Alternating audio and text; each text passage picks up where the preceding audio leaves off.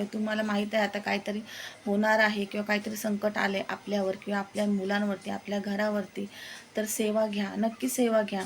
श्री गुरुचरित्राचा अध्याय 14वा नक्की वाचायला सुरुवात करा. तुम्ही हे करून सुद्धा, संकल्प करून सुद्धा करू शकता. रोज सकाळी एक टाईम तुम्ही ती सेवा घ्या. रोज सकाळी अध्याय वाचा किंवा संध्याकाळी एकच टाईम ठेवा. 3 महिन्यांनी, बरोबर 3 महिन्याने तुम्हाला त्याचा फरक दिसायला लागेल. कधी 3 महिन्याच्या आतही दिसन, कधी 3 महिन्याच्या नंतरही दिसन, फरक पडेल. नंतर तुम्ही वेळ ठेवा की गुरुवारी वाचन किंवा काहीतरी असन तेव्हा वाचा, पण दर गुरुवारी तरी वाचा. पण त्याच्या अगोदर तुम्ही रोज वाचा.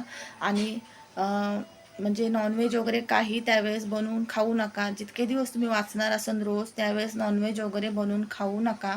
आणि जर घरातले बनवून खाणार असाल त्यांना बनवून द्या, तुम्ही खाऊ नका. तुम्ही तेवढं नित्य पालन करा आणि फरक बघा.